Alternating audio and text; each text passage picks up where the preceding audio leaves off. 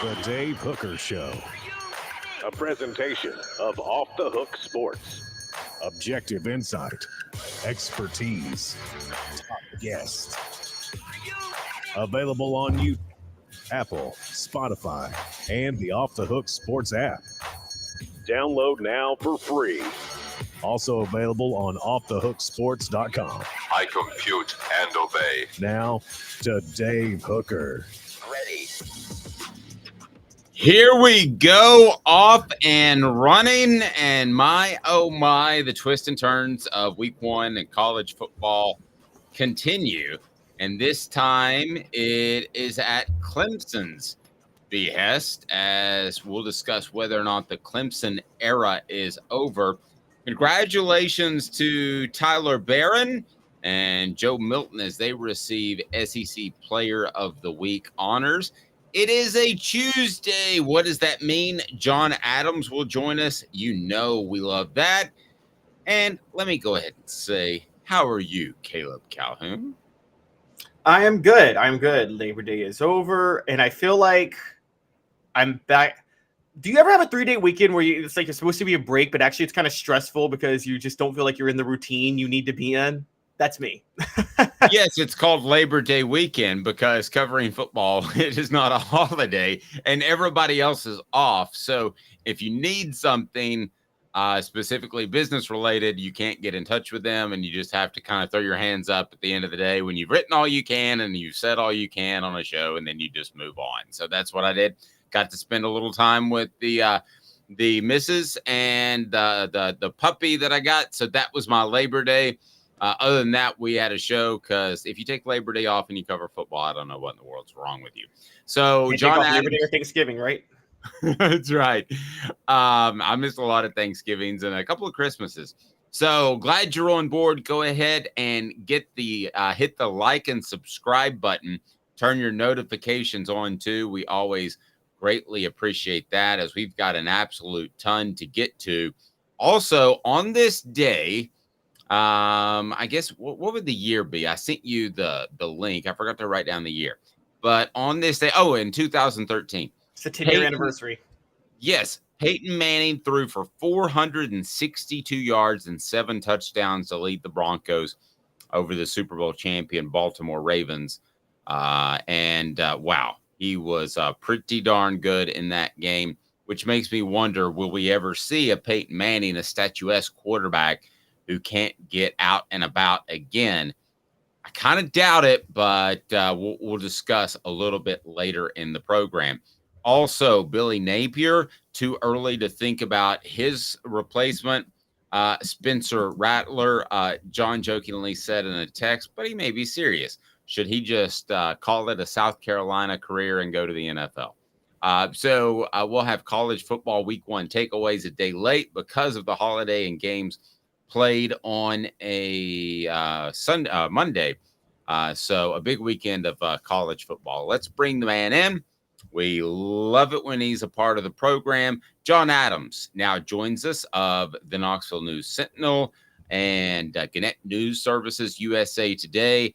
And he is a Hall of Famer. He didn't tell us last week. Somehow I missed it.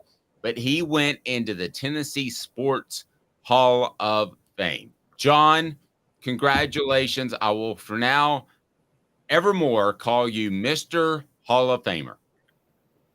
Well, it's actually I'm in 3 Hall of Fames, Dave. I'm sorry. I don't mean to brag. I don't want you to get your facts wrong. Well, would you like to educate me and the listeners as to which Hall of Fames you're in? I don't think they care. I'll send you a text afterward. Do that. All right, so we've got a lot to get to. Let's hit the show off and running, and I'm excited about this one. Caleb threw it out there, and I thought to myself at first, man, I think I know he's right on the front end, but how distant is number 2? It is today's tough question, and it's brought to you by our friends at Zen Sports. Today's tough question is right now. And that would be the intro. Let's play today's tough question. Today's tough question. Take a side. Take a stand. The Dave Hooker Show, a presentation of offthehooksports.com. All right. Including coordinators, I think we could all say, let me get a yes or no answer from you guys. In the SEC East, maybe SEC, but SEC East is what I want to focus on right now. Josh Heupel's the best offensive coach, yes or no, in the SEC East, including coordinators, Sean? Yes. Okay. Caleb? Yes, absolutely. Yeah. Who is the second best offensive coach to Josh Heupel in the SEC East, including coordinators, as we look back over the weekend? And is it even close? John, let me begin with you. The offenses in the SEC just don't look, SEC East don't look fantastic, other than maybe Georgia, just because I think they have better talent than everybody. But your thoughts on the status of offenses in the SEC East? They ain't real good. Aside from South Carolina, which really impressed me against North Carolina, giving up 9 sacks, unable to run the ball, general disarray. And that's why I'm encouraging Spencer Rattler to leave right now. I may start a movement. I'm trying to get in touch with him as we speak. He's got to start going for the NFL and forget playing behind this offensive line. No way he lasts the season as quarterback behind that offensive line. So offensive coordinators, I would probably go with Kentucky's. What's his name? Liam Cohen. Yes. Yeah. Yes. He one of the Cohen brothers. He is. I like their movies. Yeah, I like their movies. And I say that because I didn't watch much of Kentucky. He does have a nice resume. I don't know about Mike Bobo. He's okay. He would probably be next. Nobody in Heupel's class. You got to go to the West to find some offensive coordinators. Well, I'm going to wait. I forgot Billy Napier. Oh, yeah. Yeah. God forbid we leave him out. Oh, yeah. He's got it all going on there at Florida. Yeah. He doesn't need some first-round draft pick at quarterback to make things happen back there. You weren't at SEC Media Days 2 years ago, but it was constant. He's detail-oriented. For what? I mean, does he have a library and he uses the Dewey Decimal System? Because he's not detail-oriented when it comes to NIL or football. He counts out the pellets he feeds his dog each day. I mean, what? No, I mean, they have 2 number 3s running around on punt coverage. How does that even happen? That was bizarre. And I want to get into that a little bit more. But Caleb, I know that you like the Liam at Kentucky. So is he the second best offensive coach in the SEC East? Yeah, I'm with John. He is, but I'm going to be a little bolder. John, I know you mentioned Mike Bobo. I know about him. He's horrible.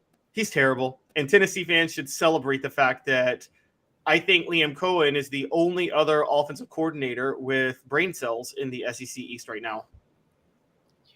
You know, I don't like to be critical of host when I'm on a show, but Caleb really needs to be more opinionated. I always get the feeling with him that he's holding something back. That's right. Today's tough question is brought to you by. We're going to open it up to the entire SEC next. I would trust Butch Jones coaching offense over Mike Bobo there. Oh man! By the way, you need a timeout, Caleb.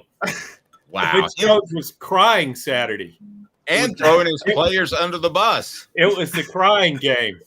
Yeah, he was crying about his impending decision to throw all of his players under the bus, which he did after the game. Today's tough question brought to you by Zen Sports, the new sports book in Tennessee, revolutionizing the way you earn sports betting rewards. That means no more deposit bonuses that turn into deposit nightmares. On Zen Sports, what you see is what you get.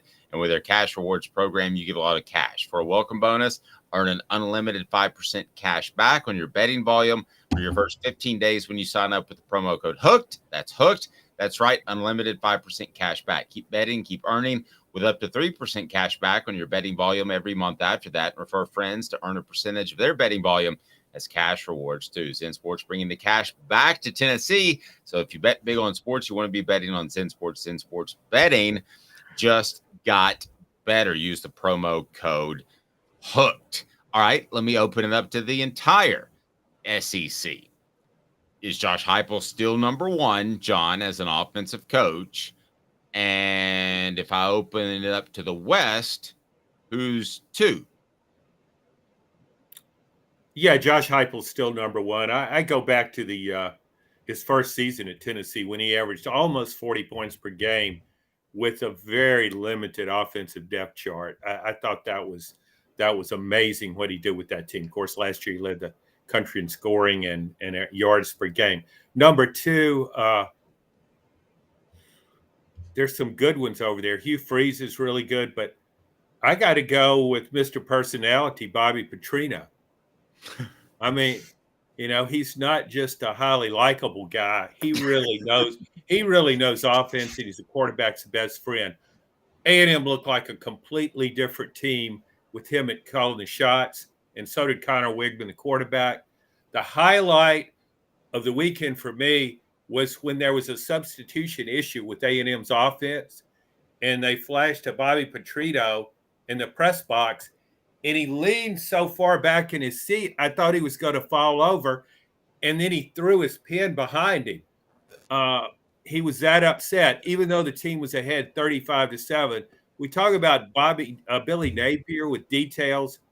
Bobby Petrino is really detail-oriented as an offensive coach.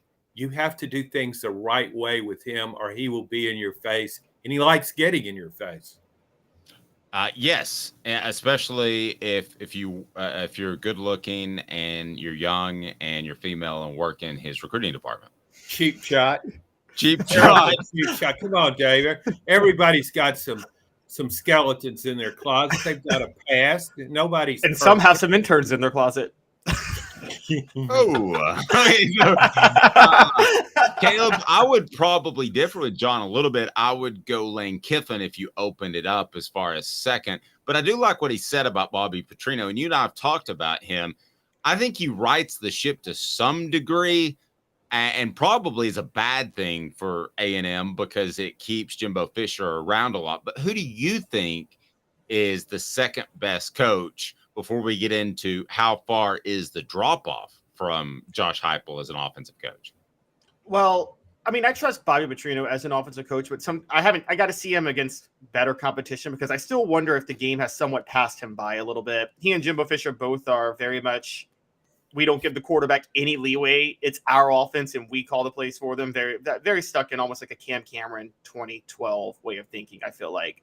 So I still got to see more from that.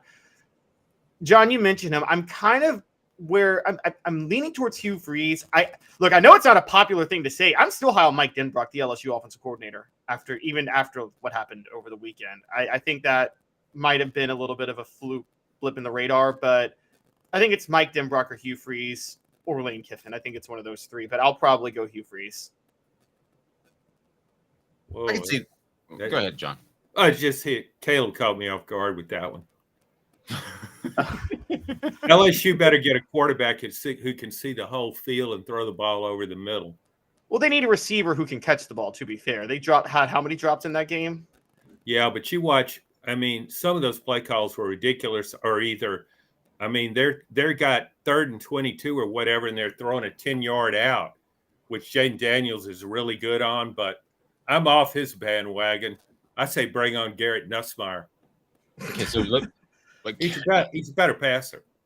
Yeah, okay, so how far is the drop off? Okay, so if Josh Heupel is a 10, how far is the drop off to whoever you guys think is the next guy? I would go Lane Kiffin, and I would say an 8, for instance. That's me personally.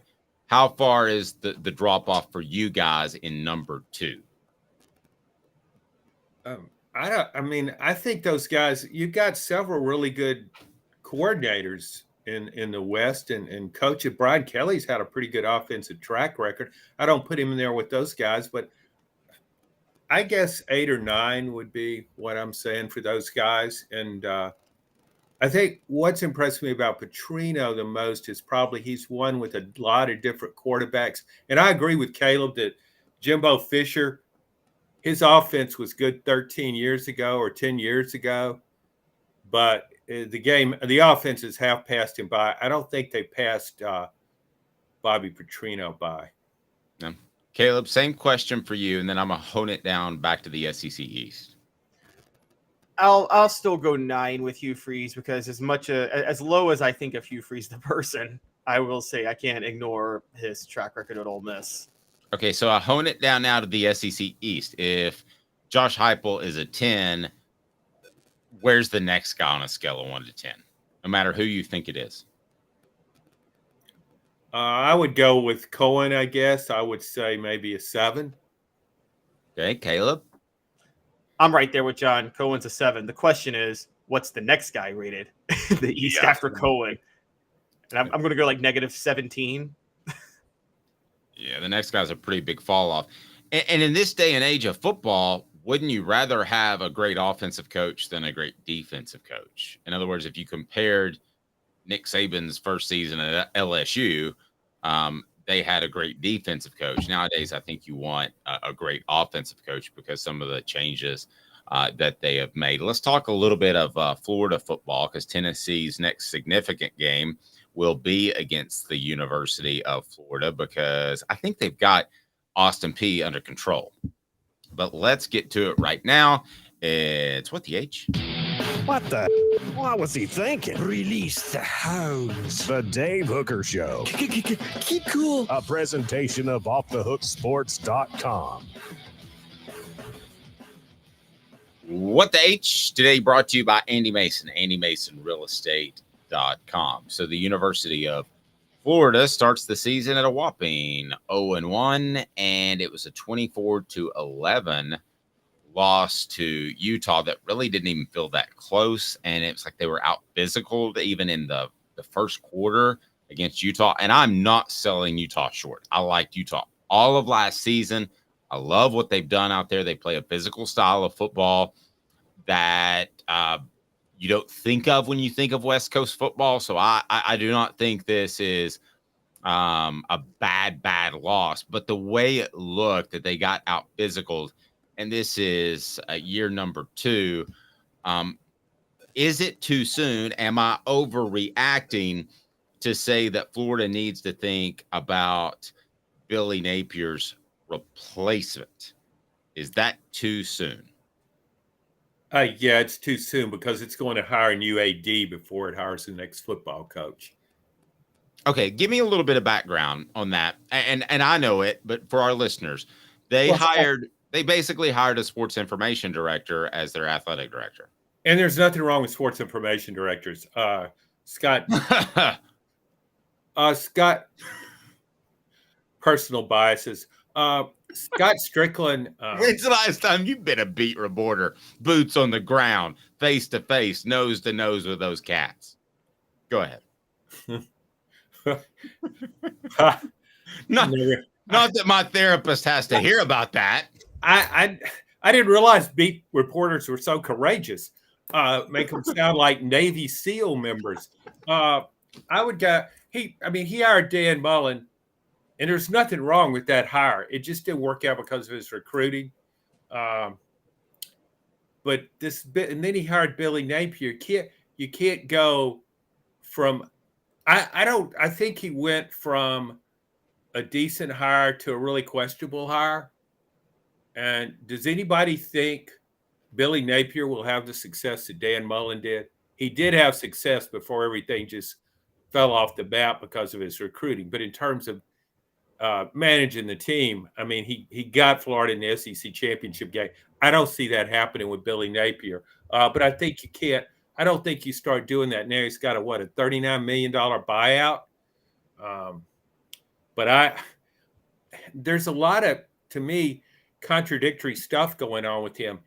He's supposed to, as you said earlier, supposed to be a detail guy, but then he also wants to be the head coach, the offensive coordinator, call plays, and also be the quarterback's coach. Well, And detail oriented, John. They ran 2 number 3s out on the field at the same time. I've never seen that happen. I know what happened on that. He said, "Get number 33 out there." And so those two guys ran out together, 3 and 3, and it was just a communications breakdown. They were standing together. Yeah, That's the issue. Hey, that's you the guy I two, want, 33. you two are not allowed to stand together on the sidelines anymore. Caleb, I'm going to throw something at you right now, and I'm going to disagree with John. It may be a new athletic director or whatever, but let's face it, there's always boosters that have the power. I'm already thinking Lane Kiffin after this season. Period. End of discussion. Lane Kiffin would win at a high level at the University of Florida. And I can tell you from a very, very, very good source, he wants the heck out of Ole Miss. Well, he also, Lane Kiffin is the type of person who would much rather live in Florida than live in Exactly right. That's exactly right. And I texted Lane at one point. I said, "How's your signing day going?" And he was on a boat. And he goes, "My signing day consists of fishing for tarpon." And he shot me a video of that. That was at FAU.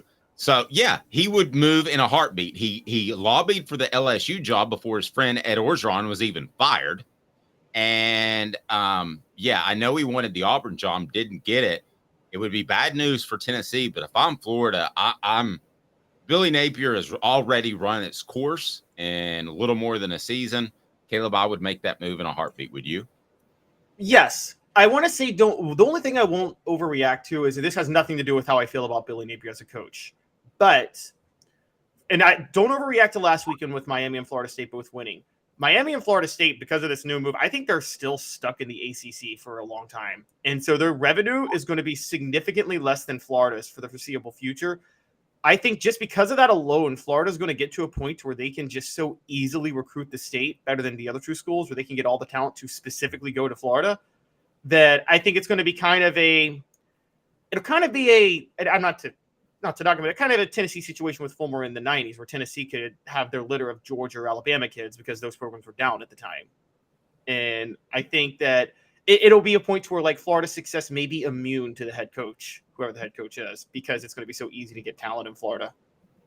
John, let me ask you this, because I thought that Urban Meyer would be and was, except for raising murderers throughout his program and felons. Other than that, he had a lot of success at the University of Florida. I thought that was a really good hire. I actually thought that Dan Mullen would have been a good hire. I thought the MO at the University of Florida would be a Steve Spurrier type. Now, what does that mean? I don't mean they're that innovative as a coach. It means an offensive guy and let the defense fall in place, because you should naturally have enough talent in the area.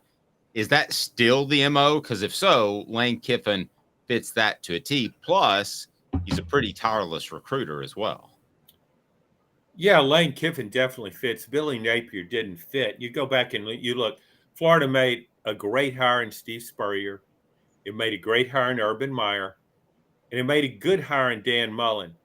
But Dan Mullen's got to take the heat for what happened and his failed recruiting. But if I'm AD and I hire Dan Mullen and I know Dan Mullen's personality, it's pretty quirky, and I would worry about him on the recruiting trail. So I want to beef up that support staff in terms of recruiting all over the place. Because Dan Mullen can coach, and he can certainly coach offense. You saw what he did at Mississippi State. Florida's had a lot of bad hires. It hired Will Muschamp, Jim McElwain, Ron Zook. I mean, seriously. These are some names. No, I know. And Florida has, I talk about South Florida, Dade County. Florida has as much pull there as Miami does. Florida State has as much pull there as Miami does. So to not be able to recruit is really difficult. You've almost got to go into a staff meeting and say, boys, let's figure out how not to recruit today. It's pretty difficult.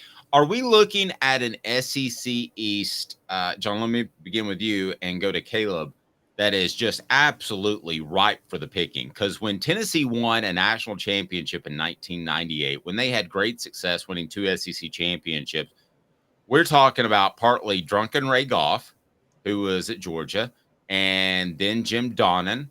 We're talking about Brad Scott at South Carolina, or Steve Spurrier was at Florida. That was a legend that Tennessee was able to overcome in 98. But other than that, the East and the coaches, I've talked to a coach about that back then, were not incredibly hard to overcome from an X's and O's standpoint. How ripe is the East for Tennessee right now? Well, you still got to get by Georgia. I mean, but Georgia would be like the Florida back then. Yes, you win that one game. That's a big if. You win that one game, and then the rest of them should be pretty easy. Yeah, you would think so. I mean, that's a good point. It's fairly similar, I would think. Of course, back then, the West was down too. So that made it even easier for Tennessee to find a path to the national championship. LSU was hiring Curly Hallman. I mean, seriously. So I think once past Georgia, Tennessee's got a real nice shot in the East, but it's all going away. I mean, it would really be to Tennessee's benefit if things stayed the way they were, if they just told Texas and Oklahoma to go back to the Big 12 or Big 22 or whatever you want to call it. We'll just keep what we've got and keep those divisions, because Tennessee would have a really good shot in that situation in terms of the East. It's like solid number 2. And I thought that going into the season, but I think it even more after watching some games this Saturday. Yeah, Caleb, I think that Tennessee fans used to pray that its own program would hire a good coach. Nowadays, you pray that the other coaches in the SEC East get extensions. Yes, exactly. Tennessee fans should be rooting like heck for Billy Napier to stay at Florida. I mean, that's their dream. Do you see what he did there? John, did you see that? Rooting like heck? Yeah. Work like heck. Well, it's funny because I look back at when Tennessee first started to fall off as a program. It was the day Georgia hired Mark Richt. I mean, Tennessee's last top 10 finish before last year was 2001, which was Mark Richt's first year. And then recruiting, and I know Fulmer was a tireless recruiter, but he just couldn't get the talent out of Georgia like he was able to in the 90s because Mark Richt was there. And then when you had Steve Spurrier go to South Carolina, you had Urban Meyer at Florida, you had Nick Saban eventually at Alabama. It was just every single base dried up from where Tennessee tries to recruit from. And John, Dave knows this. I'm not buying into this whole Nashville's growing, so talent's going to come to Tennessee in state-wise argument, because Nashville's been growing for 10 years and it hasn't borne out in the recruits that come out of Nashville. They haven't really turned out a lot of NFL talent relative to their population. So you think it's growing in the wrong way? It's not like Louisiana, where they have such a per capita, such a high number of future NFL players. So you just think the wrong kind of people are coming to Nashville. Yeah, I can buy into that. Yeah. It's actually a bunch of nerdy Northeasterners who are moving, who have no bodies whatsoever, and their kids aren't going to be physically able to play football. and stoners from California. Exactly. Wait, are you telling me there's never been stoners to go to a football practice and participate? Ooh, not the California hippie stoners. No. Yeah. I remember asking a guy, a player one time, I'm not going to say which school. I said, what percentage of players do you think regularly go to practice, Stoney? And I was thinking he'd say, what, 20, 25%? He said, probably about 75%. Yeah, but he was probably stoned when he gave that answer. So how credible is it? That's probably true. Which fan base would you rather be right now? Would you rather be South Carolina or Florida, as we talk a little bit about the East? Because I think Shane Beamer is going to bust his rear and recruit. And this sounds insane, but if somebody takes over for him one day, as opposed to Florida, South Carolina might actually have better talent than if they make a transition from Billy Napier to somebody else. John, is that insane? Sorry, but I watched all of North Carolina, South Carolina game, and I know Shane Beamer's recruiting okay, but Billy Napier has the number 3 ranked class last time I looked for 24. So I think whoever follows him is going to have a lot to work with. So I would South Carolina is too checkered of a path to make me think the glory days are ahead, no matter who the coach is, unless it's Steve Spurrier. No, fair. Anthony Richardson last year extended some plays. I don't think any of us thought he was great, but now he's landed a starting job in the NFL, was picked high in the draft. Did we sell Anthony Richardson short at all last year, guys? I don't think we sold him short. I mean, I thought he was a great athlete, but I also think he's extremely injury prone, but he's a great athlete. May turn out to be a great quarterback, but I don't think he'll stay healthy in the NFL. What about you, Caleb? Thoughts? The only, I didn't believe in Anthony Richardson having watched him last year, but I do pay attention to intangibles. And from everything with Anthony Richardson, it was screaming Jamarcus Russell to me for the longest time. But I got to be honest, he seems like a much harder. Everything I've heard about him at Florida and in the NFL, his intangibles are there. I don't know if the accuracy will come, but he is a really, really hard worker, and he's got the arm. So if he can, those 2 things, maybe you can get the accuracy with you. But it was unfair. It was unfair for me to compare him to like a big arm like Jamarcus Russell, Ryan Leaf type, who I just felt who did not have the intangibles. What was that with Jamarcus Russell? Didn't he have something going with cough syrup, or am I thinking somebody else? Oh no, you're right. It was. We talked about it a couple weeks ago. Scissor, yeah, sipping on some scissor. Okay. It's a great. Did you ever try getting a buzz off the scissor, John, back in the day, or did they just give you all straight heroin? No, Dave, I was never into the drug scene. Yeah, I need help loading my musket. Well, try this heroin. That should help. Then you don't care if you can't load your musket. John, by the way, I'm catching you. I was on an elevator the other day, and this young lady was wearing a tiara and said, "Oh, is it your birthday?" And she said, "Yes." "How old are you?" 14. "How old do you think I am?" 56. She responded. Do I look 56?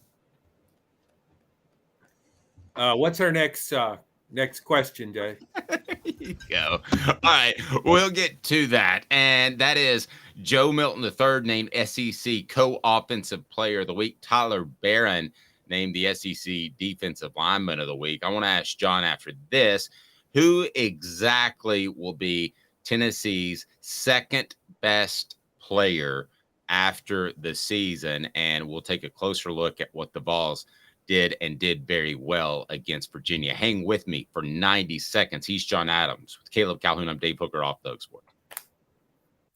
Before Candace, I was really heavy into the drug culture. I was selling drugs. I was just constantly in pain. I was missing like a good support system in my life. Candace has given me everything that I need in order to successfully have a wonderful recovery, in order to have a life that I didn't even know was possible. And it's not just about me anymore, and I love that. I absolutely love it.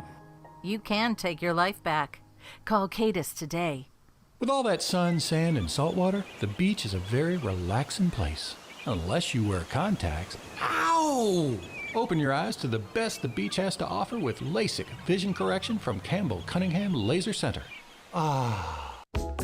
Sports Treasures in North Knoxville is one of the South's largest sports cards and memorabilia dealers, featuring over 10 million sports cards from vintage to modern. Sports Treasures carries a full line of hobby boxes, singles, autographed memorabilia, Tennessee Vol collectibles, fan cave decorations, and so much more. See a museum full of collectibles at Sports Treasures, 4819 North Broadway in Fountain City, and Sports Treasures on Facebook. Sports Treasures, where the real sports fan goes to shop.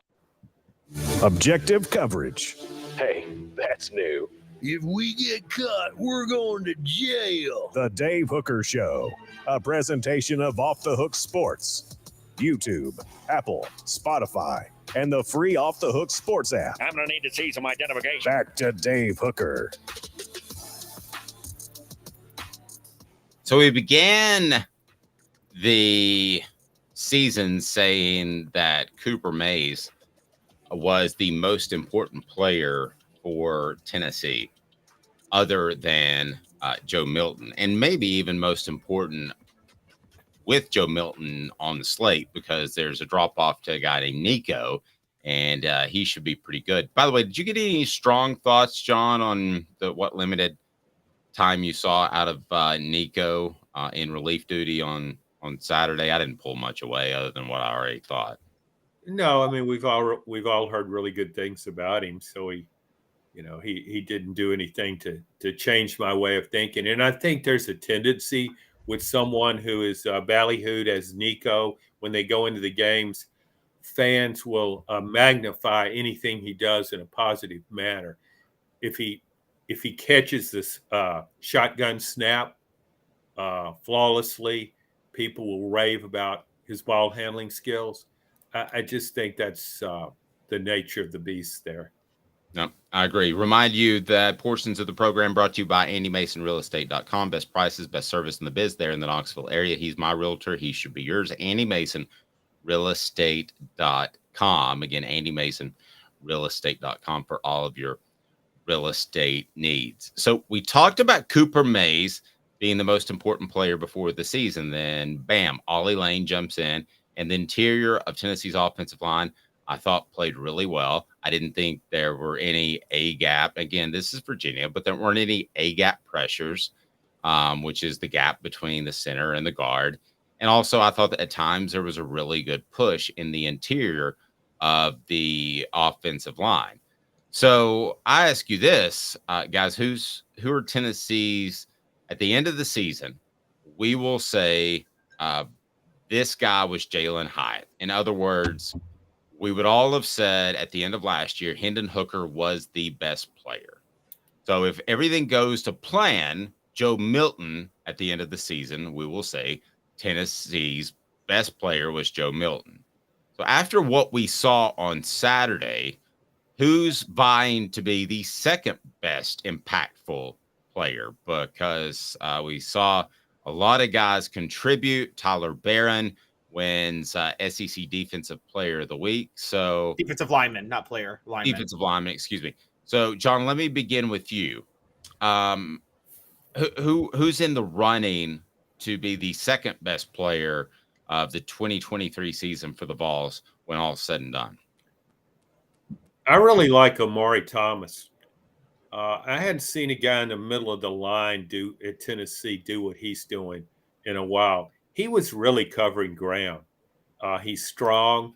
I mean, he was a highly touted player coming in, but I think he's really hit his stride. I think he will be a bigger factor than Tyler Barron. And I think Barron's success in part will be attributable, and I'm not knocking Barron, but I think it will partly be attributable to Amari Thomas and how he plays in that middle. He is somebody that I think other teams will look at and say, okay, we got to deal with this guy. What are we doing? Caleb, I know you love Amari. Love Amari. Just want to point out Nashville's growing so much, and the Memphis kid is still more important than any Nashville kid on Tennessee. But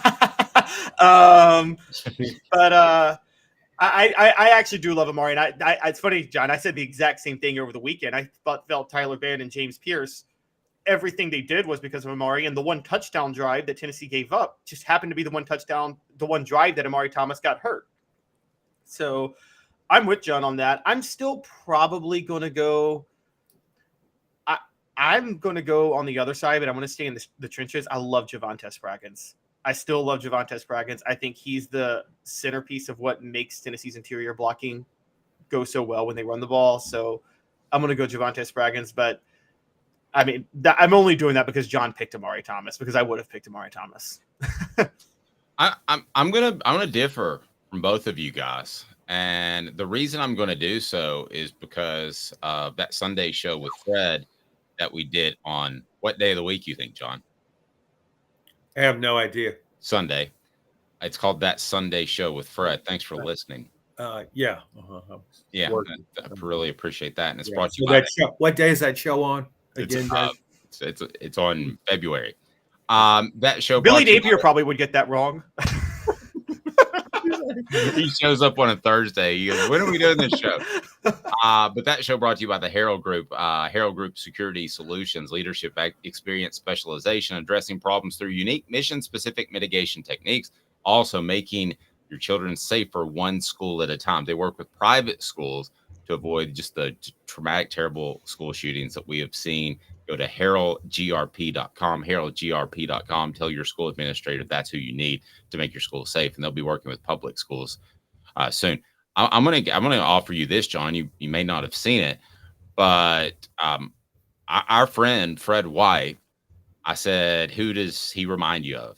No, two things. Fred doesn't overspeak. He's the exact opposite of a Skip Bayless. Fred also hates comparisons. And John, he said that his ceiling is Leonard Little. That to me is a pretty darn good ceiling. Well, you're talking about James Pierce. You're talking about James Pierce. I don't know who you're talking about, Dave. Yeah, you didn't name the player. James Pierce. Sorry, James Pierce. Okay, way to go, Billy. James, from now on, a dumb move is a Billy. Details, Dave. Details. James Pierce, the player I'm talking about, a number 3 on your program now. But James Pierce, I believe, will be the second best player at the end of the season for the Vols. I think it's really good, a good sign for Tennessee when we're talking about all these different defensive players. And I think Aaron Beasley's pretty good. I mean, it's been a while when you had that many defensive players. We're talking about Tyler Barron. We're talking about James Pierce. We're talking about Amari Thomas. Tennessee has some playmakers on defense now. And I don't know if they have any in the secondary yet. It's too early to tell. But I think their job will be made easier because of these guys in the front seven. Yeah, I really like him, and I was absolutely stunned when I heard Fred say Leonard Little. Caleb. He said that on Sunday, right? Just yes. Want to make sure. Okay. Yes. Sunday show on that Thursday show with Fred. Yeah. Yeah, and I'm not. Look, I defer to Fred. I defer to football players in certain things, and so I'll defer to him on saying James Pierce, Leonard Little. I wasn't willing to go there, but I could. That's a bold comparison. Now the question is, will Tim Banks decide? He said that's the ceiling. To be clear, he didn't say he is Leonard Little right now, embodied. So the question is, will Tim Banks have the genius decision that John Chavis had to put James Pierce at middle linebacker instead of defensive end? That was after. You know what that was, John? That was a Billy. Well, it was also a Brian Kelly because that's what he did with Harold Perkins. The guy was the best defensive player in the SEC last year as a freshman. So what does he do? We want to make him a conventional middle linebacker. Learn this system, learn to play middle linebacker. And what did he do against Florida State? He just stood back there, looked around. Every now and then he'd cover receiver. And mostly he spied on Jordan Travis. So I don't know what they're thinking. They need to rethink that fast because that guy could do things other people can't do. Leonard Little was an elite pass rusher. And Tennessee said, hey, let's try him out in the middle, see how that goes. And I was in Florida advancing that game that week, and I was in Spurrier's office, and this is like 2 games into the season, and I'm walking out the door, and Steve says, how's that little Leonard Little looking at middle linebacker? He knew how he was looking when he said that. Brutal. Oh my gosh. Thanks for playing. Yeah, and Steve Spurrier known to maybe call a columnist on Florida Week to try to stir the pot a little bit before the Tennessee-Florida game. Yeah, that happened a few times. Maybe it did. He also knew he was smarter than everybody in the room in the SEC in the 90s. I feel like he was aware of how much smarter he was than everybody. Totally agree. Let's not lose the forest for the trees here for a moment, because I think the biggest question mark overall was Joe Milton. So John, what did you think of Joe Milton specifically in the middle of the first half? I don't know if rattled is the right word. That's maybe a little bit too strong. But when Ramel Keaton dropped what would have been an 80-yard touchdown pass, he missed a couple of players. And I think there was even Vol Twitter, as Caleb told me, he was going crazy to get Nico in the game. Yeah. I know. But he righted the ship and played exceptionally well throughout. I also thought they took advantage of some of those over the middle passes that he throws better than Hendon Hooker. What did you think of his performance as a whole? I thought it was good. I thought it was a continuation of how he played against Clemson. He was under control. He didn't turn the ball over. Hit some nice passes. We take it for granted when he completes passes sometimes because he throws the ball so hard. And so he gets the ball in there fast when the receiver is open. He gets it in there on time. You see some quarterbacks who get it there just a hair late, and it enables the defensive back to recover. He's really good about that. And, yeah, I was the same way. But this is how it is with Tennessee's offense. If it goes 3 and out, people go into panic mode. Like they think it's supposed to score a touchdown every possession. And he had a bad sequence there when I thought he made 3 bad passes. But look around the SEC. Look at the other quarterbacks. I watched a lot of football this weekend. Everybody has some bad sequences. And so overall, I thought it was a good showing. Yeah, I'm on board. I think he did a fantastic job. Portions of the program brought to you by Tennessee Cider Company, the original hard cider of the Smoky Mountains. Use the promo code HAT. That's HAT to receive some free swag with your cider order. Available most anywhere in the U.S. Promo code HAT. Go to tncidercompany.com. Get great cider delivered almost anywhere. tncidercompany.com. Yeah, I go from pretty confident to really confident in Joe Milton moving forward. By the same token, this is not on the road against Alabama or playing Georgia at home. Yes, but it was. I mean, look, Tennessee, crazy enough, had the most quality win of any SEC team this past weekend, and Joe Milton should not have had to share SEC Co-Offensive Player of the Week with Jalen Milroe. I'm sorry, but Joe Milton did more against whatever you think Virginia. They're a better team than MTSU. And so I don't think he should have had to share that. He should have won it by himself. I think the thing that sticks with me is I do think when he really wanted that touchdown to Ramel Keaton. And, John, we talked about this over the weekend.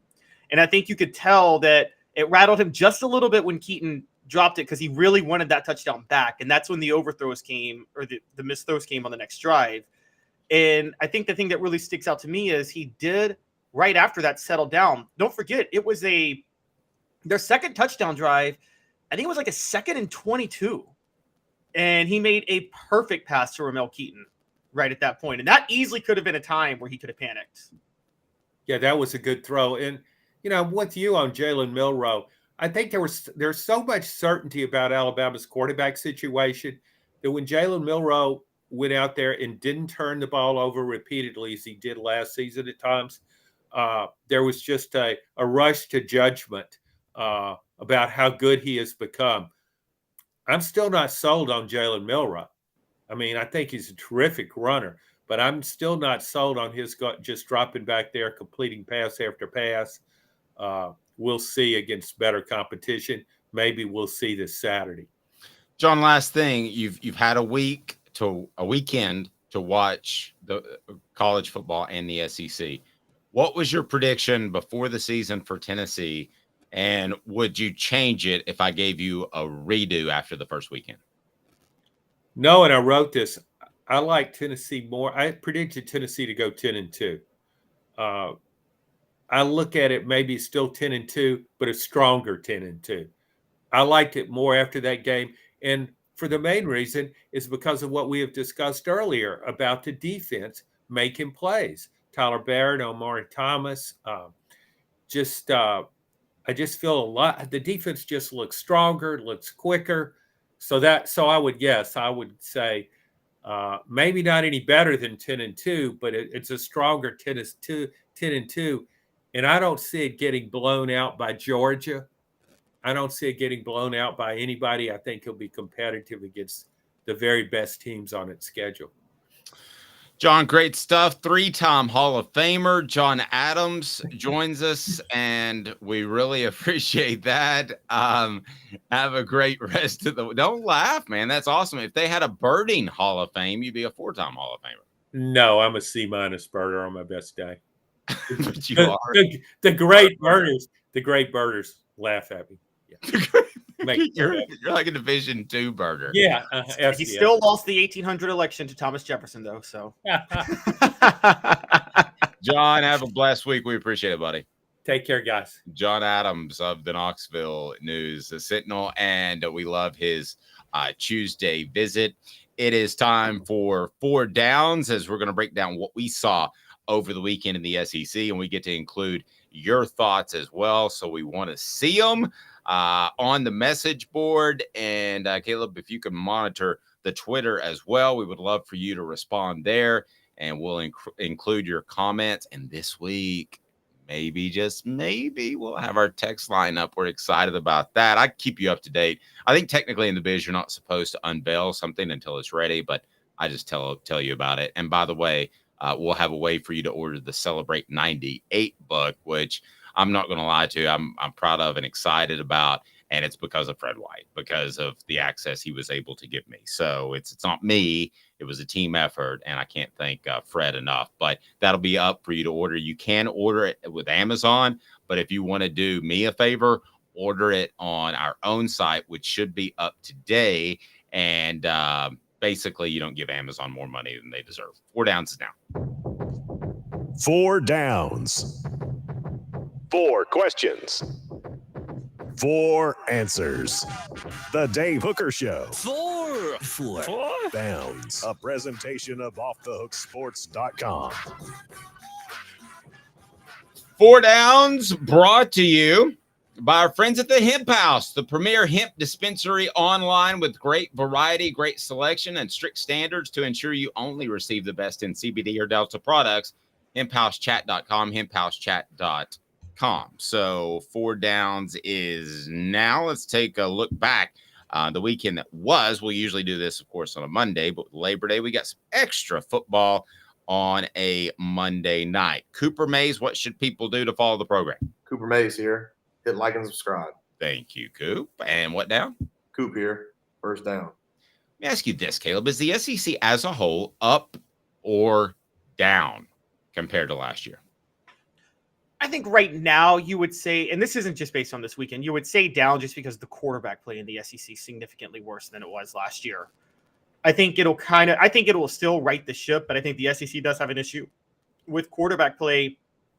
And as we talked about with John, with coaching in a lot of places. But if anybody has a reason to celebrate that, it's Tennessee, because you know who doesn't have a problem with quarterback play or coaching? Tennessee. You're right. I mean, Tennessee is absolutely poised. And I was too young to think about this at the time in 94, 95. But with the other coaches and the quarterback play that was to come and a young Peyton Manning, Tennessee's poised to win a championship. I mean, they're poised. Now, I'm not saying they will, and I'm not predicting that, but they're poised to get there and win. And when it comes to preparing in a college football playoff environment, I'll take Josh Heupel over just about any game planner altogether. Travis says the SEC is down. I'm going to agree with you and allow for some more comments to come in.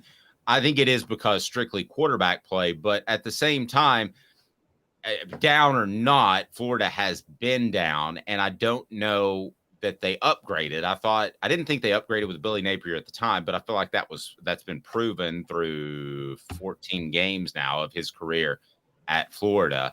I thought that Shane Beamer had a great run. Congratulations. But we know why South Carolina lost or beat Tennessee. Okay. That part of that was off-field issues. That wasn't a cut and dry beat you on the field, not taking anything away from them. And then we saw Clemson, which I want to get to. We saw what happened to Clemson over the weekend. I think it's down. And I think that you're going to have to see some special coaches. But listen, there are only so many special coaches, guys. That's the thing you got to remember. There are only so many Josh Heupels out there, Caleb, that I think are special. And I'm not just talking about the offense. I'm talking about the culture. I'm talking about the willingness to give it to Tim Banks and find a complementary defensive coordinator that can come up with a vertical pressure game. Those guys aren't out there. You can't just say, I'm going to go hire this guy because he's that. Now, I think Lane Kiffin is the guy that could take a step up in programs and have success somewhat at that level if he got to the place like Florida. But who else? Who else do you look out there and you say this guy could take that step up, be it a better program, and suddenly we're talking about an elite coach? Anybody on your radar? Not somebody that I wouldn't say is like a CEO, like a Deion Sanders that we talked about. Because like otherwise, like you're right, Lane Kiffin, if Lane Kiffin takes over a program, he's running the offense. We have an offensive coordinator, but Dave, he's running the offense. And then he's going to pull a Josh Heupel. He's going to find the right defensive coordinator. It's kind of the reverse with Nick Saban. I think we all agree, right? Nick Saban, he's running that defense. That's his defense, isn't it? Regardless of who the defensive coordinator is at the time, whether it's Kevin Steele or whatever. And to some extent, other than the Lane era, it was his offense too, because he wanted the offense to complement the defense. Yeah, no, that's actually a great point. He made a lot of hires specifically. Brian Dabble and Mike Loxley stood out the most for that, where that was Saban. And I'll probably repeat myself, Caleb, but I'm telling you, a coach on his staff said he would tear up an offensive game plan on a Thursday night and say, do it again. I mean, that happened. They knew the plays. I'm not saying the players would run different plays, but as far as the approach, philosophically, he would do that with an offense. Okay, what down is it there, Coop? Cooper Mays here. Second down. Oh, yeah. The Clemson era, is it officially over right now? Yes. I'm going to say nope. Yes. Here's why you're wrong. Okay. I'm all ears. It was over the day Brent Venables took the Oklahoma job. Oh, so okay. Okay. I had a coach tell me that at the time, and I wish I would have said it, but he took half of the game off of Dabo's plate. You don't even have to worry about it. And Steve Spurrier had that guy, I can't remember his name, African-American gentleman who I thought was a great defensive coach, Charlie Strong. I thought Ron Zook hired Charlie Strong. Was Charlie Strong under Steve Spurrier's staff? Check me on that. But he was able to hand over, maybe I've got the names confused, but he was able to when he won the national title, he had Bob Stoops. Stoops, excuse me. I got my names mixed up. So he had Stoops. My apologies. So I don't think that Clemson has that any longer. No, and it's funny. It goes back to what we talked about just the previous down, which is that, I mean, the mark of it, if you're going to be an offensive coach, you got to make sure you hire the complimentary right guy on the other side. I remember after Bob Stoops left, Dave, you probably remember this too. Steve Spurrier's hire after Stoops was John Hoke, who was awful, who was a terrible defensive coordinator. And John Hoke, there's a picture. I know you said it was.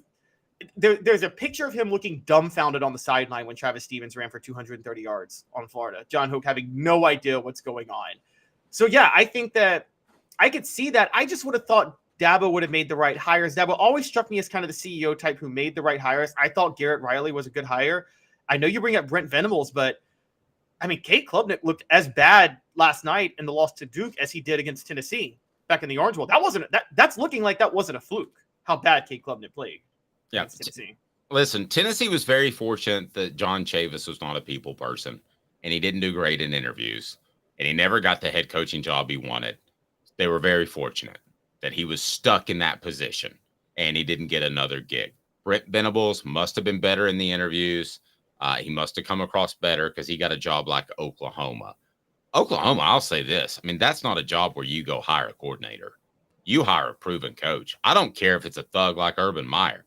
That's who you hire. You don't go hire a coordinator. I think that Clemson was over the day that Brent Venables got the offer for that job. Not even took that job because I know he was going to take it.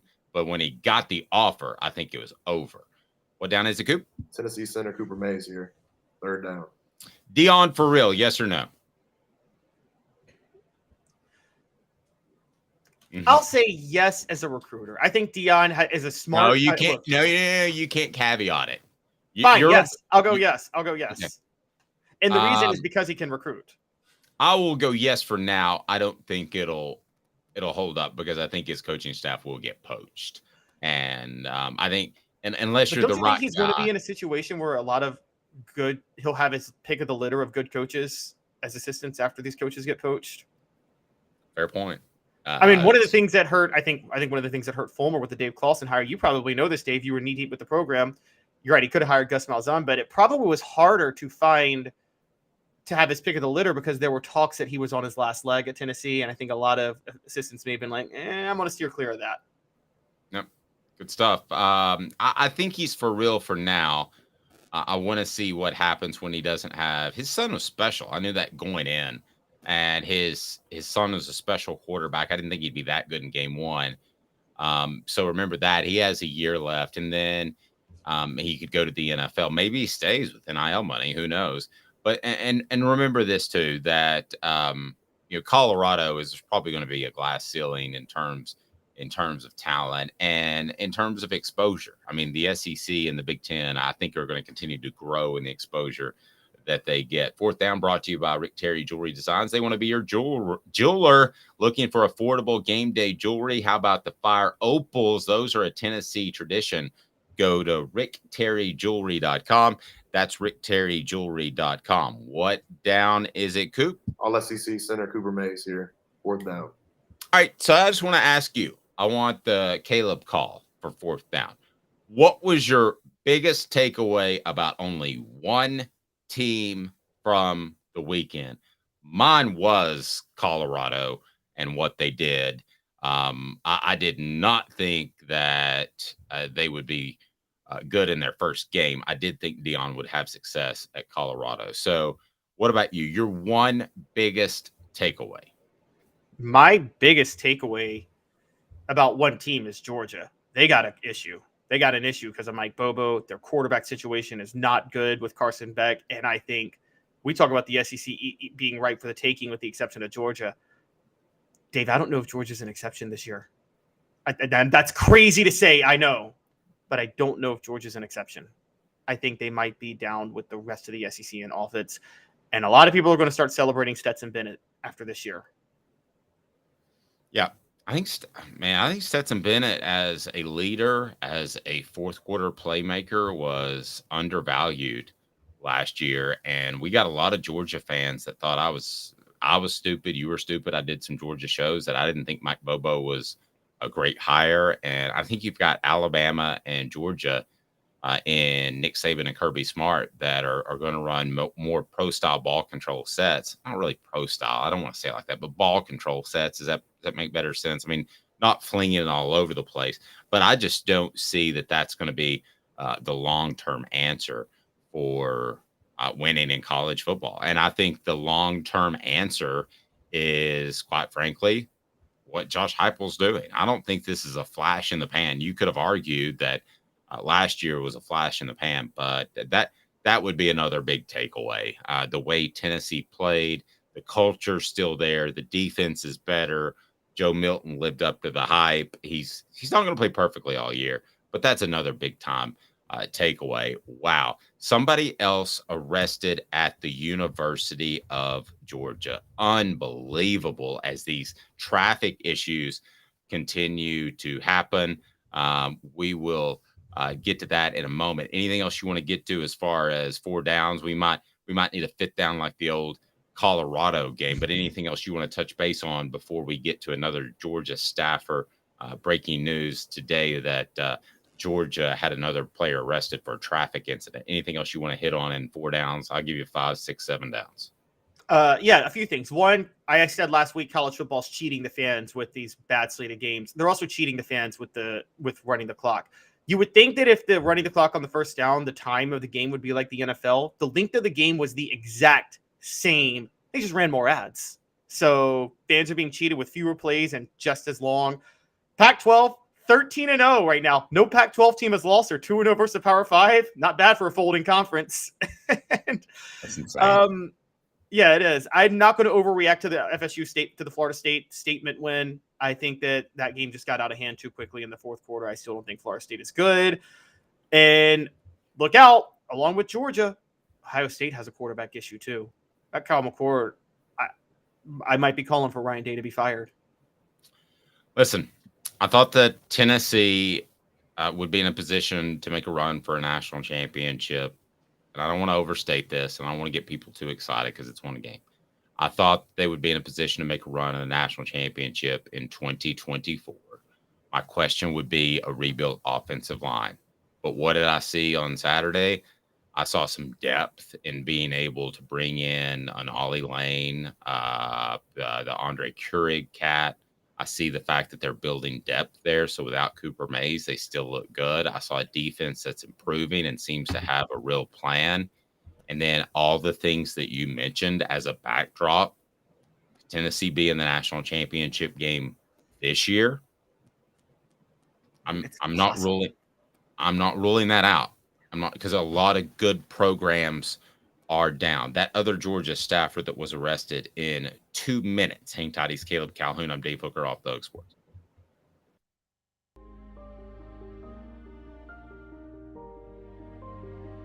Our family has been creating one-of-a-kind pieces of jewelry in West Knoxville since 1986. Each piece is a combination of unique processes that bring your idea to life. Every day in our shop, a truly special item with a story all its own is being manufactured in our facility, bringing the history and family sentiment into a whole new generation of life. We're grateful that you chose us to be Knoxville's best jeweler, a title that we value and respect. Because to me, being a jeweler and owning a jewelry store are not the same thing. I'm Rick Terry. I'm a jeweler, and we want to be your jeweler. Kingston Pike and Campbell Station Road in the heart of Farragut, and downtown on Gay Street right next to the Tennessee Theater. Hi, Mike Davis here with City Heating and Air, reminding you to always dare to compare. Our team provides quality local heating and air service, installation, and maintenance across East Tennessee. We use only the best equipment like American Standard heating and air conditioning for your residential, new construction, or commercial needs. Honesty, dependability, and customer satisfaction have been the cornerstones of our business since 1961. City Heat and Air. Dare to compare. These mountains hold and defend a spirit far better than moonshine. A drink that holds flavor, that becomes necessity. A hard cider made and relished by folk who are as hearty as they are legend. A refreshment that can only be found in one place, with a taste that makes you say, give me 3 bottles of the good stuff. Tennessee Cider Company, where necessity can be found. Who's this guy? Hello, wizard. The Dave Hooker Show, Who? a presentation of Off the Hook Sports, What? YouTube, Apple, Spotify, and the free Off the Hook Sports app. Back to Dave Hooker.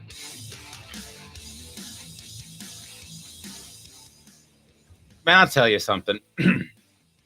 A lot of us have lost someone in some sort of traffic incident. And I talked to somebody at the SEC during SEC Media Days, and they said, you know, if you went through and looked at the arrest records or traffic records of arrest in Knoxville or not Athens, in Columbia or Baton Rouge, you would find that there are as many players and staffers involved with traffic incidents as other places like Athens, Georgia. But I'm having a lot of trouble believing that, and this person may have had a bit of agenda to drive in there. So you have another Georgia staffer arrested. That culture does not seem to be going well at all. And then we're going to talk about some Peyton Manning here in a second. But let me start with the Georgia staffer, Jarvis Jones, arrested. What can you tell us about that arrest? As for Kirby Smart, he put the labor in a Labor Day weekend because it was something else that Kirby Smart had to worry about and work upon. Yeah, so Jarvis Jones is Georgia's player connection coordinator. Never heard of that title in my life. It seems like a ceremonial job they gave him since he played at Georgia back in the 2010s. Okay, but you know what that is, though? That sounds to me like that's the kind of molding of guys. They called it the VFL coordinator, which is the last guy that should be getting in trouble. It's the last guy that should be getting in trouble. Yes, like a team chaplain. Like if your team chaplain gets arrested for prostitution, you're like, oh, that's not good. All right. Or if you're a church pastor, which I've covered a lot of those scandals in my life. Yes. I watched the Jerry Falwell documentary recently, but go ahead. So this guy gets arrested for what? So he was arrested on charges of reckless driving and speeding less than 24 hours before their season opener, released on $2,400 bond. Smart said there will be internal discipline. Although I'm with Dave, I don't know how you can do internal discipline for somebody whose whole responsibility is helping players with character development. I mean, who's going to take him seriously now? And for those who don't remember, Jarvis Jones played 4 years in the NFL with the Steelers. He was a two-time All-American. He was actually one of the players that transferred from USC after the whole Lane Kiffin probation news hit. He transferred to Georgia the same year Malik Jackson transferred to Tennessee. That happened. And so, yeah, he's an outside linebacker, former outside linebacker. It's just one of many situations with Georgia where players are getting in trouble, particularly with traffic incidents. It sounds like it was on a Friday night. So speeding, misdemeanor charges of reckless driving and speeding maximum limits. Okay, so here's my issue with this whole thing is this is something very serious. This isn't, yes, and you're right, Robert, he should be fired immediately. With the issues they've had, sorry, Jarvis, it's not your fault they've had issues before you, but if there hasn't been a clear declaration of this will not be allowed any longer, then this is it. Fire Jarvis Jones. And then the rest of the players should take note. But listen, when Alabama built what they built, they had a lot of five-star guys with a lot of confidence, borderline cockiness. And they avoided these issues for the most part. I'm sure they had issues where players were suspended and all that. But when you get a bunch of those guys in the locker room, they're thinking about the NFL, and you don't have them in the same culture in terms of off the field, it will erode at your success eventually. It happened at Tennessee in Philip Fulmer's later years. So how big of an issue is this? Somebody at the SEC tried to tell me it's not that big of an issue. I think this is a monster issue. I think the fact that you would have, this is the third time we've had this conversation in the offseason that how could you go out and do this after the history they've had? And we could almost replay the last guy that got arrested, be it a player or a staffer. So there's been 3, like since February or March, and you already had the backdrop of this is an issue. So dog's too proud, Robert, maybe. That you think you can get away with anything. This is not smoking weed in your dorm room. This is a different level. This is the level I think of, domestic violence, or when you get into extreme speeding or you get to drunken driving, you could hurt somebody else. Okay, and I'm a guy who has 2 kids on college campuses. Okay, that should be a safe place, and I don't think Georgia's football program is making it a safe place. I think this is a big time problem. And if I'm Greg Sankey, I'm getting involved behind the scenes. But if it happens again, I'm getting involved and out in front of it publicly. This is bad, and it's not being addressed. Do it once, twice, even 3 times, because that's been the habit of, hey, what do you do on a Friday night? We go out and drag race, which I'm told is big in the Athens and northwest Atlanta area, northeast Atlanta area. But no, this is continuing to happen. They're not listening to him. It's falling on deaf ears. That is the issue, Caleb. Yes, and it's, you told me about this. I knew about the discipline issues in Tennessee in the early 2000s, but one thing you brought up that I never thought about was once you have them, you can't get it back. You can't get the program back. And I start to wonder because you see with Urban, one of the reasons Alabama has none, Nick Saban has so much credibility. Players go with the understanding that this is Nick Saban's program, period, end of story. You can't be bigger than the program. I kind of equate it to, the NBA, for instance, when the Bulls signed Dennis Rodman. Well, Dennis Rodman wasn't going to be able to be a cancer with the Bulls because he already knew he was going to a team that was led by Michael Jordan and Scottie Pippen. Like, that's their team, and you're welcome to be and lucky to be a part of it. I think that's why I've always said that head cases at wide receiver are best if they sign with quarterbacks like Peyton Manning or Tom Brady, because Tom Brady or Peyton Manning will keep them in line.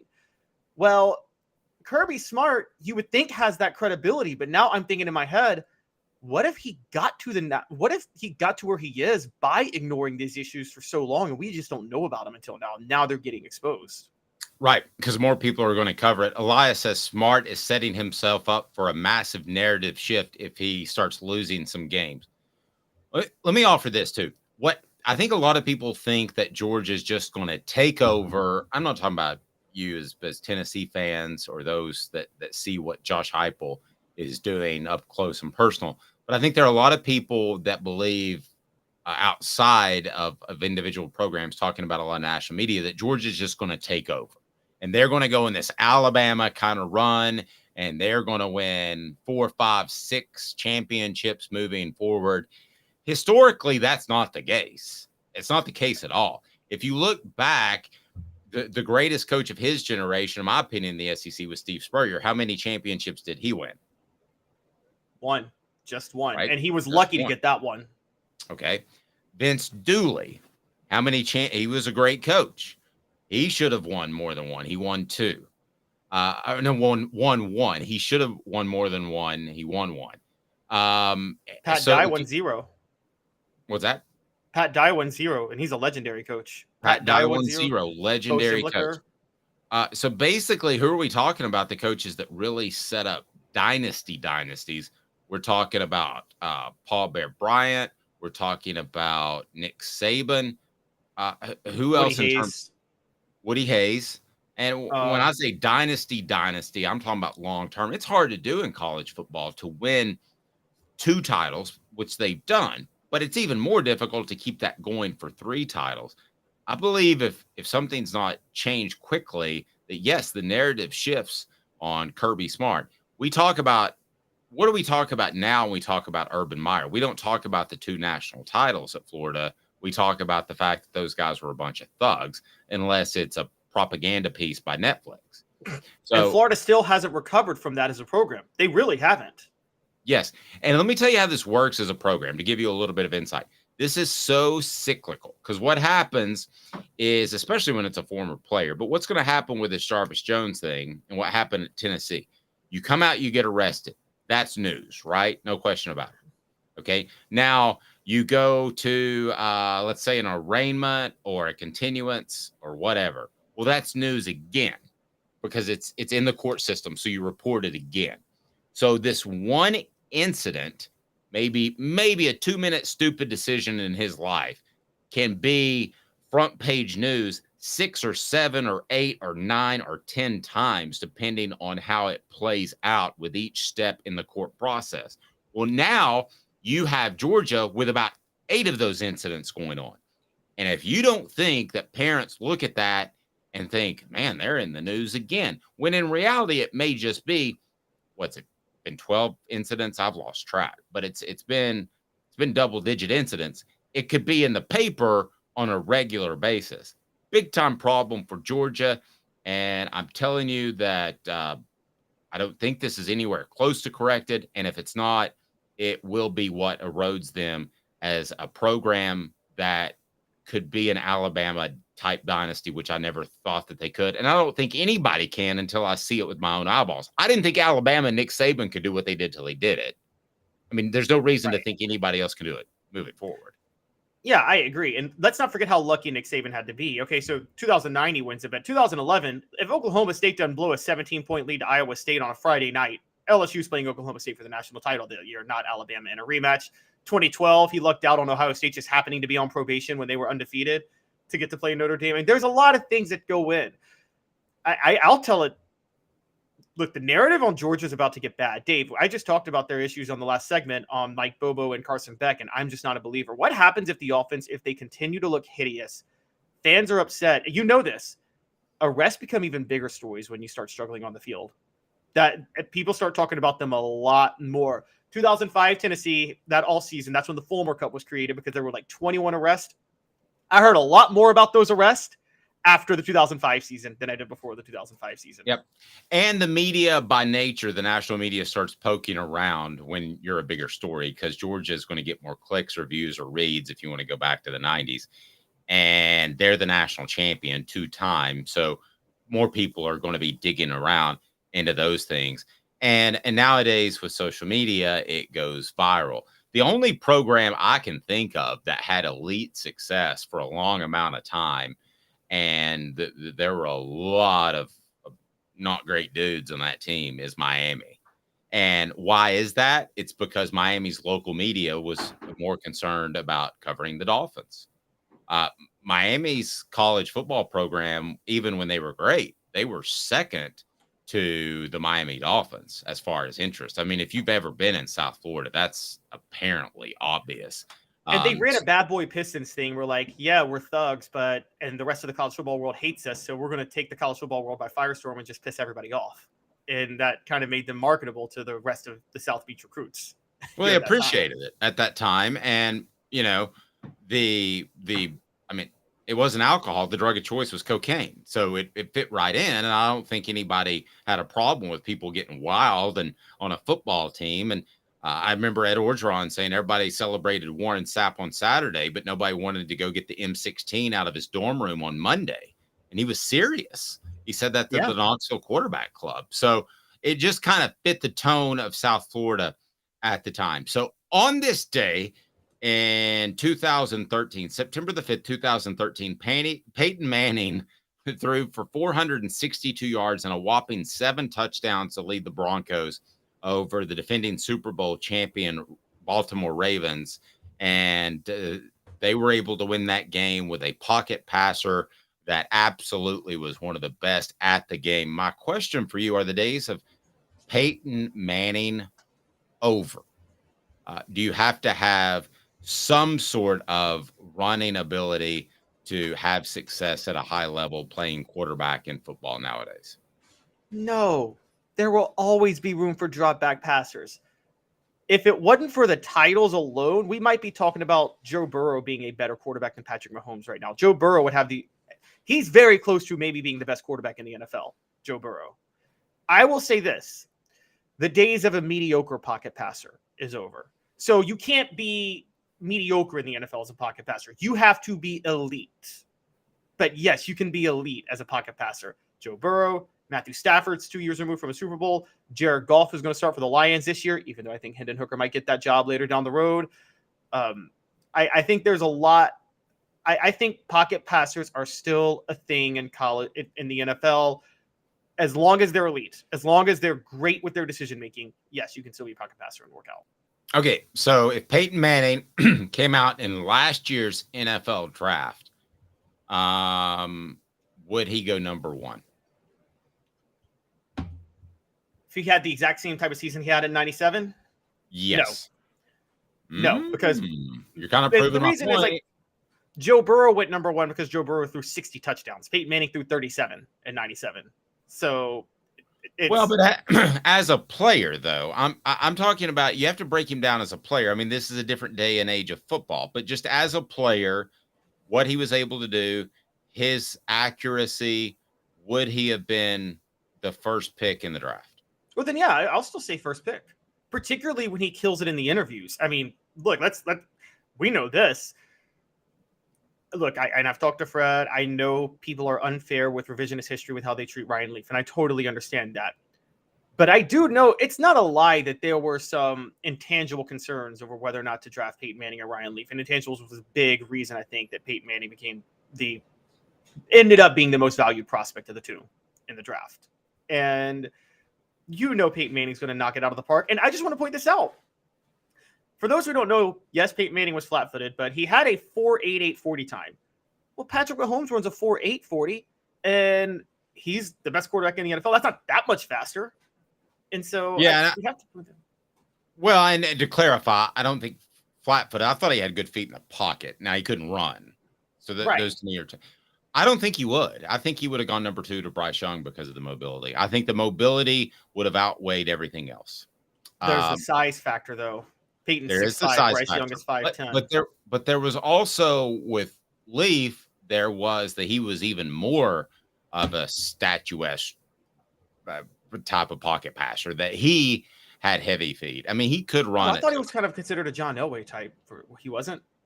No, I was barely.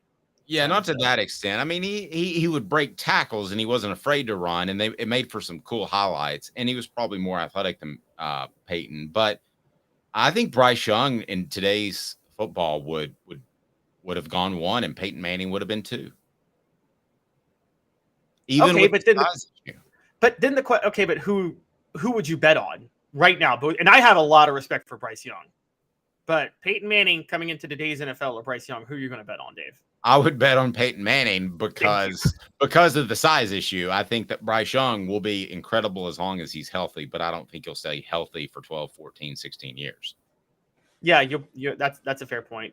Basically, with Bryce Young, you can't use that mobility in the NFL. He's going to have to learn to be a Drew Brees pretty much, because the mobility will kill him, honestly, if he uses it too much. If he's 2 inches taller, 20 pounds heavier, I don't think we're having this conversation. I think he's, as a prospect coming out of school, I think he definitely goes over Peyton Manning. But that's how much I think of Bryce Young. It's not a knock on Peyton Manning. So you're telling me that as far as the pure pocket passers, like Peyton Manning, like Dan Marino, Tom Brady, you're telling me that there's still a home for them as long as they're elite? Yes, as long as they're elite, there's still a home for them. And Joe Burrow is elite. I don't think Trevor Lawrence is that great of a runner. He's elite. So, yeah. And again, I don't even think Matthew Stafford's elite, but he won a Super Bowl with the Rams, so we just can't take that part away. Well, and to your point, Patrick Mahomes he makes a lot of plays by buying time, but most of his great throws and great plays are from within the pocket, but he can run. Yes, exactly. He can run. He's a fluid runner. Again, he's actually not that fast. Again, it was a 4.8 40. There's something just about, I think he takes long strides, if I'm being honest. And I think that's what helps. But look, I was too young to watch Dan Marino in his prime, but all I've heard from people all the time is how special his arm was. I haven't seen I don't care if Patrick Mahomes couldn't run. He's got the most special arm I've ever seen for a quarterback. Yeah, I think you want to get the ball out in like 2.7 seconds is the rule, or maybe it's 2.4 is the general rule. Marino bought time because his release probably took a half second off that, and his reads were so quick he took another half second off that. So he didn't need to be as mobile. So I agree with you, and I was probably going to go the other way, actually. I think that as long as you're elite, Dan Fouts would have been another great example that Robert brings up. Very, very similar to Dan Marino, probably a poor man's Dan Marino. But no, I think as long as you're elite, you got a spot. But I think that you might fall a little bit in the draft. You might be middle of the first round instead of the first overall guy. And then there's a guy like John Elway who was a great number runner. 1 in any draft. Yeah, was a great runner for his time. I mean, would he be a great runner now? No, he would be a good runner. That's a totally different type of cat altogether. What about? Oh, sorry, I was going to say, because when I talk about special arms, do you think it's just intangibles, or was somebody like Tyler Bree, was it his release? Do you think that held him back in the NFL from ever making it? Because he had a rare arm too. I never liked how he had a bit of a sidearm delivery. I always thought that was a little bit of an issue, and he'd have balls batted down.